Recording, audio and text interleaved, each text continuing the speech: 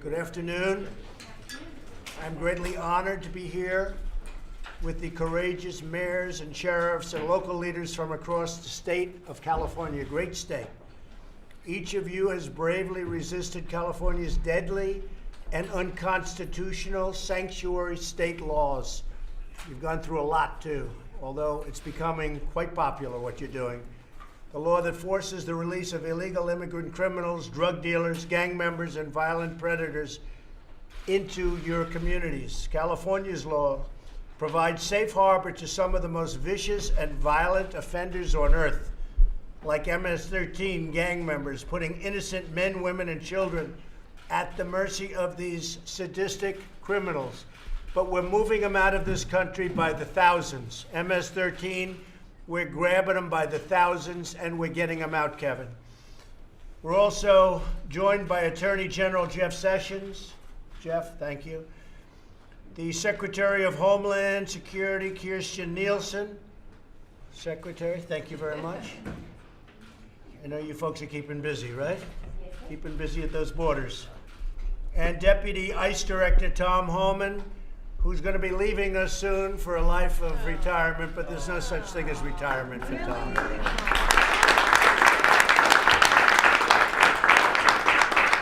fantastic job. I really appreciate it very much, Tom.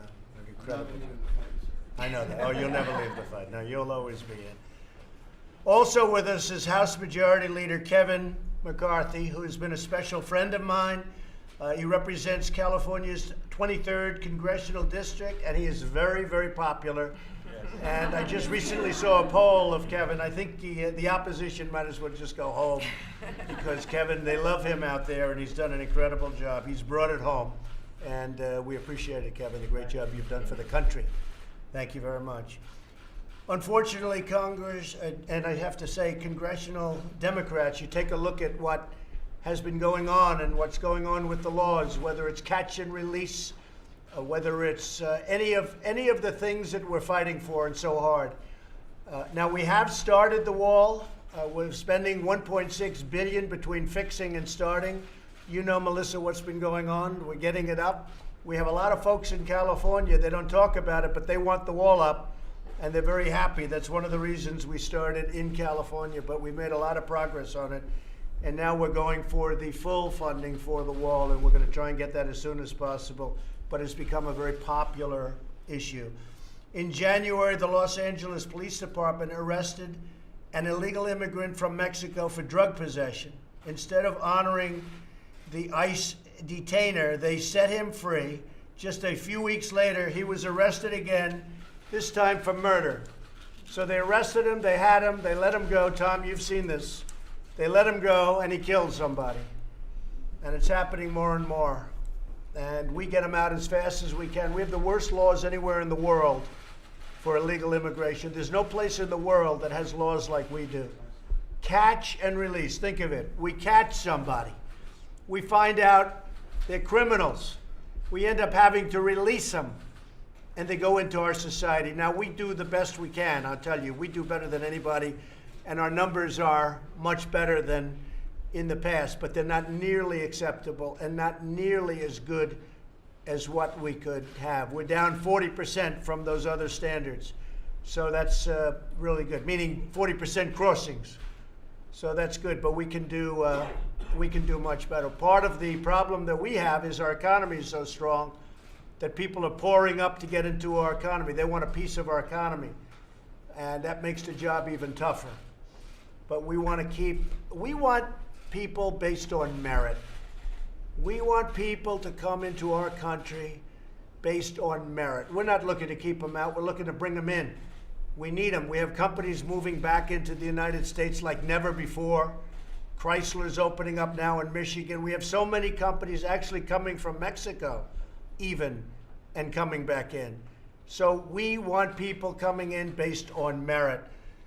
We all remember the tragic case of Marilyn Farris in California, who was murdered by an illegal immigrant who had been arrested 6 times prior to breaking into Marilyn's home, raping her and savagely beating her to death with a hammer. And this is one example, but there are many examples. I've been saying it for a long time. We cannot let this butchery happen in America. The state of California's attempts to nullify federal law have sparked a rebellion by patriotic citizens who want their families protected and their borders secured. They want border security. They want protection.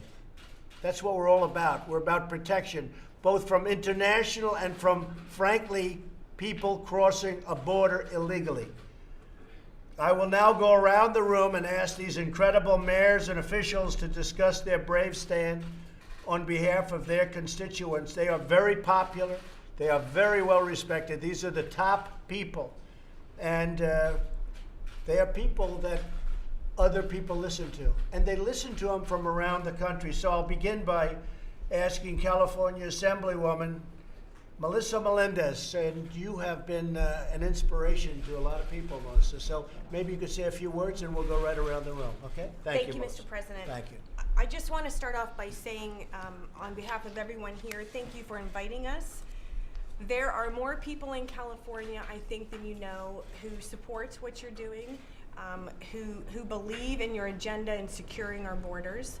Everywhere in between, from San Francisco to Los Angeles, you have millions of people who want to see that our borders are secure and that our neighborhoods are safe. So we want to thank you for what you're doing.